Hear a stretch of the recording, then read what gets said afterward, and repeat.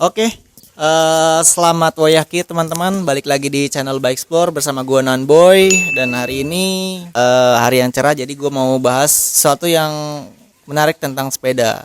Jadi banyak teman-teman yang nanya nih ke gue, Bang, sepeda BMX itu enteng ya? Bang, sepeda BMX itu kok pendek ya? Jadi hari ini gue akan bahas tips biar sepeda teman-teman jadi lebih ringan. Oke, langsung aja yuk. Oke, jadi di sini gue mau bahas beberapa part di sini yang bikin sepeda teman-teman jadi lebih ringan ya. Oke, yang pertama kita bahas dari frame nih. Ini frame adalah salah satu part paling penting yang bikin sepeda teman-teman jadi sedikit lebih ringan ataupun jadi sedikit lebih berat. Nah, pertama kita akan bahas dari panjang frame tersebut. Nah, biasanya ketika frame itu agak lebih pendek, itu jadi sedikit lebih ringan loh guys. Contohnya ini, frame yang gue pakai ini size-nya adalah 18,75 inch ya untuk top tube-nya dari sini ke sini. Gue juga pernah pakai size 19 dan gue pakai size 20. Itu emang beda banget dan terasa banget gitu bedanya. Jadi kalau misalkan teman-teman pakai size yang lebih pendek, emang lebih ringan, betul. Tapi tergantung postur tubuh teman-teman. Jadi kalau misalkan teman-teman emang badannya lebih tinggi, gue saranin sih pakai dari size 18,75 atau 19 inch. Menurut gue udah cukup. Tapi kalau misalkan terlalu pendek juga dia nggak enak. Maksudnya badan si pengguna sepeda itu lebih tinggi dan sepedanya pendek. Menurut gue dan menurut beberapa rider juga ya kurang enak sih. Kalau misalkan terlalu ringan juga nggak enak. Tapi balik lagi ke kebutuhan teman-teman sendiri. Kalau misalkan teman-teman butuh frame yang pendek dan ringan, ya gue saranin pakai size 18 atau 18,5 inch. Untuk flatland ya. Biasanya kalau untuk street itu frame-nya dari 19,5 sampai 21. Sekarang kalau misalkan frame-nya lebih panjang, otomatis teman-teman butuh power atau tenaga yang lebih besar. Karena kan otomatis dia lebih panjang kan. Kalau dipakai untuk flatland agak sedikit lebih susah ya menurut gua dan menurut beberapa rider. Jadi baik lagi ke teman-teman. Nah, tipsnya adalah kalau misalkan teman-teman pengen sepeda yang lebih ringan dari frame, teman-teman bisa menggunakan frame yang lebih pendek. Lalu ada pemilihan bahan ya. Setahu gua sih ada beberapa bahan yang digunakan untuk pembuatan frame. Yang pertama adalah Hi-Ten dan yang kedua adalah Chromoly Sanko. Nah, biasanya dua bahan itu yang dipakai untuk pembuatan frame sepeda BMX. Frames lokal biasanya menggunakan frames yang materialnya Hi-Ten ya. Frame luar ada beberapa yang menggunakan Chromoly Sanko. Chromoly Sanko itu lebih ringan. Tapi untuk kekuatannya antara Chromoly Sanko sama Hi-Ten itu sama-sama lebih kuat. Chromoly Sanko itu dia lebih mahal sih harganya. Jadi kalau misalkan teman-teman ada budget lebih ya teman-teman bisa pilih bahan frames yang menggunakan Chromoly dan cari size-nya yang lebih pendek gitu. Next, kita untuk ke pemilihan handlebar ya. Nah, kalau untuk handlebar ini stang itu menurut gue dan menurut beberapa rider kalau misalkan stangnya agak tinggi, rise-nya 8,75 inch atau 9 inch itu lebih enak. Jadi istilahnya si tinggi stang itu lebih enak gitu. Jadi teman-teman pas ngangkat itu powernya gak keluar banyak karena emang udah tinggi gitu posisi stangnya. Tapi kalau misalkan terlalu tinggi juga agak susah untuk balancing, untuk ngangkat. Jadi kalau misalkan terlalu tinggi kan otomatis ngerinya ngebalik gitu kan. Jadi ya tergantung teman-teman karena ada beberapa komponen yang bisa mempengaruhi tinggi posisi stang ini. Pertama, sini ada head spacer sama stem, lalu size gitu. Jadi kalau misalkan si spacernya ini udah banyak, udah tinggi, teman-teman bisa pakai yang front load kayak gini atau yang top load. Cuman untuk pemilihan barnya nggak usah yang size-nya terlalu besar. Jadi nggak tinggi-tinggi banget gitu. Kalau untuk si head spacer ini karena kan tergantung dari tiang fork gitu kan. Jadi kalau misalkan dipotong sayang atau head spacernya mau ditaruh di atas ini, itu nggak apa-apa. Sama posisi stang nih cuy. Jadi kalau misalkan terlalu ke belakang terus sejajar sama fork atau terlalu depan itu juga berpengaruh sama ringan atau enggaknya sepeda gitu. Kalau misalkan posisi stang terlalu mundur atau terlalu maju itu biasanya lebih berasa tuh pas kita lagi latihan. Kalau misalkan terlalu mundur, menurut beberapa rider ya yang gua tanya, itu enak untuk dipakai main dari ban belakang. Jadi untuk kayak turbin, terus mega spin, time machine katanya jauh lebih enak.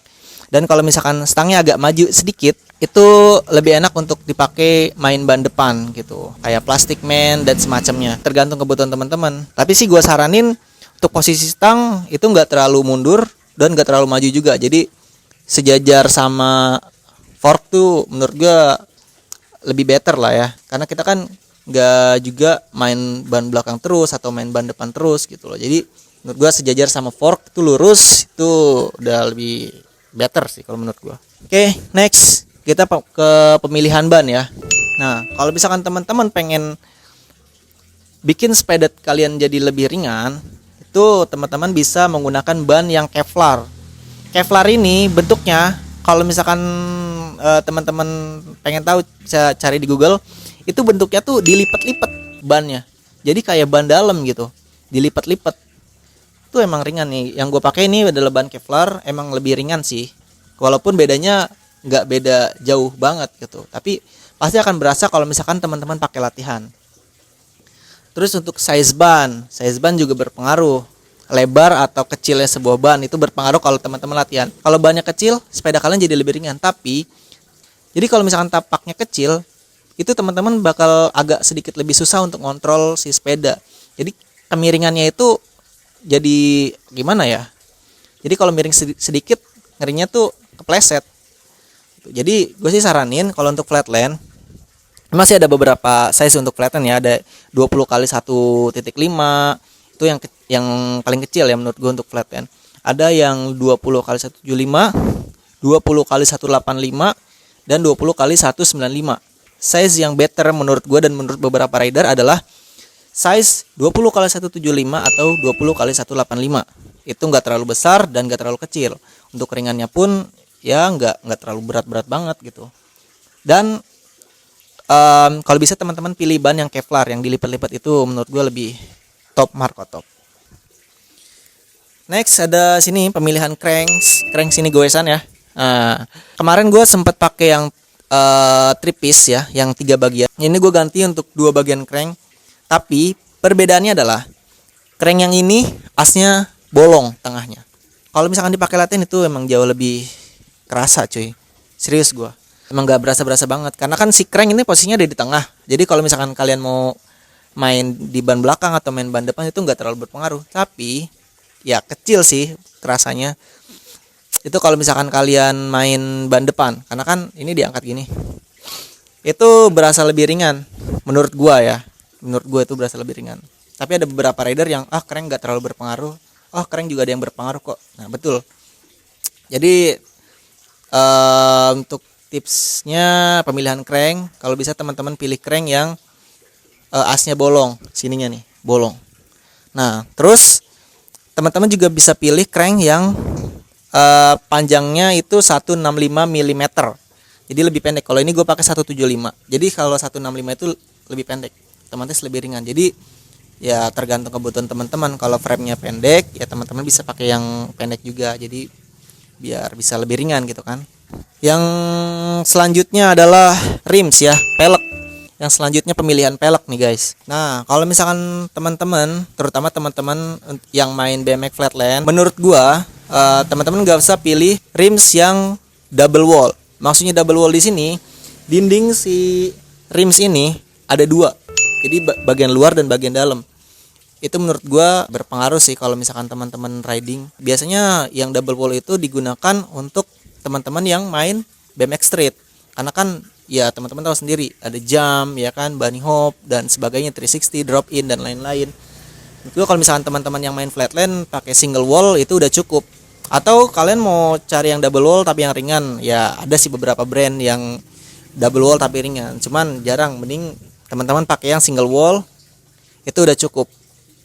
Kalau misalkan teman-teman main yang enggak terlalu ekstrim banget gitu, single wall tuh udah cukup. Terus pemilihan lebar peleknya itu ya teman-teman pilih lebar yang standar aja. Ada beberapa rims yang emang lebar banget. Kemarin gue sempat pakai nih di rims bagian belakang, setelah gue ganti Yang lebih kecil itu wah beda banget. Ya itu tergantung pilihan teman-teman ya. Kalau tips dari gue biar teman-teman sepedanya lebih ringan adalah penggunaan rims yang single wall gitu, depan dan belakang itu sudah cukup. Terus harganya juga biasanya lebih murah kalau untuk yang single wall ya. Next kita ke pegs ya. Pegs di sini ada beberapa bahan. Untuk penggunaan bahan pegs itu setahu gue ya ada 3, yaitu besi. Itu biasanya dipakai untuk teman-teman BMX Street. Kedua aluminium seperti ini. Dan yang ketiga itu adalah teflon ya, plastik teflon ya kalau nggak salah namanya. Gue pernah pakai dulu. Nah, kalau teman-teman BMX Street itu biasanya pakai yang besi ya. Apa ya nama bahannya gue lupa. Itu biasanya emang agak berat, tapi dia licin kalau misalkan dipakai ngegrain ya, lebih licin. Kalau misalkan aluminium itu agak sedikit lebih ringan. Terus tapi kalau misalkan mau dipakai green itu agak sedikit lebih keset ya, nggak licin gitu. Terus yang ketiga adalah plastik teflon kalau nggak salah namanya.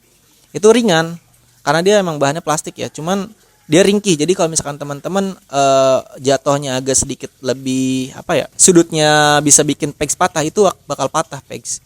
Gue pernah karena waktu itu terlalu miring pas gue muter, jadi si pegsnya itu nyangkut dan patah gitu kelemahannya. Dan juga dia agak sedikit lebih licin tapi ringan. Jadi menurut gue teman-teman saranin pakai yang aluminium kayak gini aja gitu. Oke. Nah untuk jok, sebenarnya jok nggak terlalu berpengaruh. Cuman kalau misalkan teman-teman pengen bikin sepedanya lebih ringan, teman-teman bisa pakai jok yang slim kayak gini, slim. Jadi apa ya, lebih tipis sih. Ada juga yang cuman plastiknya aja, jadi nggak pakai busa. Jadi cuman plastik atomnya aja. Itu ringan sih, cuman sakit kalau misalkan dipakai duduk. Terus juga ada yang mid dan ada yang fat. Fat itu dia lebih tebal. Jadi kalau misalkan teman-teman lebih sering goesnya sambil duduk di jok, gue sih saranin pakai yang fat. Tapi kalau misalkan jarang duduk atau biasa goes berdiri, teman-teman bisa pakai yang slim atau teman-teman bisa pakai yang pakai plastik aja gitu yang joknya ya. Oke, jadi menurut gue itulah beberapa part yang bisa mempengaruhi berat atau ringannya sepeda teman-teman gitu. Kalau misalkan teman-teman ada masukan, mungkin teman-teman bisa tulis di kolom komentar ya.